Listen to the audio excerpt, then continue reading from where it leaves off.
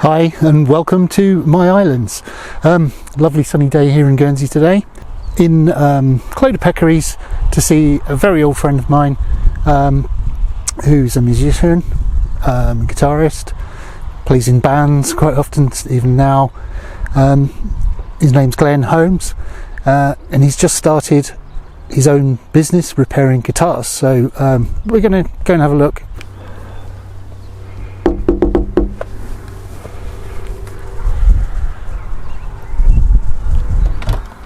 Hey, hello! you come in.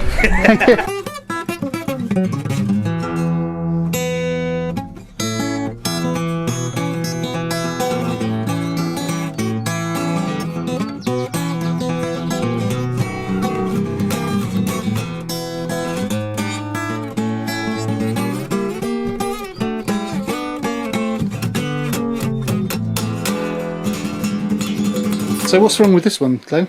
Right, well, first of all, let me say hello to everybody. This is Glenn's Guitar Repairs. This guitar has come into me for basically a real new set of strings and a setup, basically. So I'll just quickly run through what I do, what I've done so far. I've got this special tool here for measuring the neck, as for setting the truss rod. It does both scales on it. And basically what you do is you carefully place it on the neck, so, and of course I've already done it, it's just we've got 10 thou blade, and that's the rule of thumb, that's the gap you want, which is perfect. Whereas before when I did do it, it was like that. Yeah, a lot of play, okay? Yep. So that's pretty much the gist there. And that makes it harder to actually make chords and press well, the yeah, keys. if the neck's got too much bone in it, then it does yeah, affect the playing. That's the saddles here, and that adjusts the length of the string.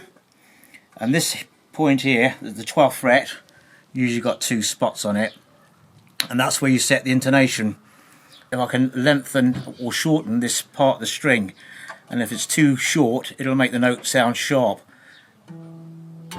It could sound like that, you know. Yeah. So you lengthen it so it drops it down.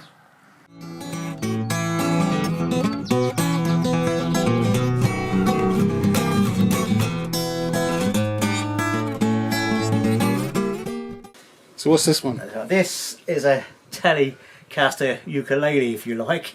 All right. Yeah, they've this one came into me, and I'm honoured to be working on it because Fender don't make them anymore. Right. So they just did a batch, and this has tripled in value already, and people are crying out for them now. Cool. Amazing. Anyway, this one has some fret issues, but some of the frets were higher in places than other. Okay, yeah, this is the tool I use for setting fret heights. Basically, it's got different lengths, and they're all perfectly straight edges. And you use it like that. And supposing that fret in the middle there, that one there, was higher, which it was before I did it, you'll get like a rocking motion like that. So you know to lower that fret, and you just do it very slowly until that's solid like that. Also with these is the saddles. I'm going to have to replace the saddles, but I won't take any of the value of the guitar away, because you'll be able to put the saddles back on if needs be. But these saddles, they tend to vibrate here. They don't seem to sit nice and snug, and you get like a sitar sound when you play it.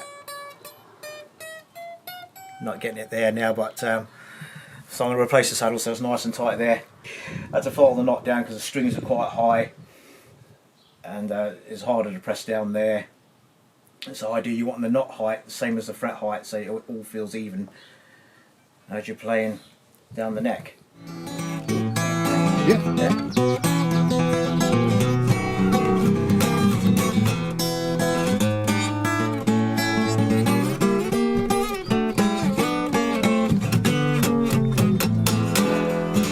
Right, ladies and gentlemen, this is a lesson in not keeping guitars in the sun, even though it's in the sun now. But it's only purely because the light's really good for this. So as we know, inside guitars, there's what we call light bracing or webbing. There's pieces of wood. This is what my tape's for, and there's a bit of bracing which was right underneath this bridge, which has come on stock, and this is going a piece I've made up, and this gets glued underneath, which will go right up there, and then it has to be clamped, especially clamped in. And because this guitar is so dead, and it needs to have a clamping system and bring the strings back to life. So if you leave your guitar in the sun, eventually the heat gets to the bracing and they can come on stock.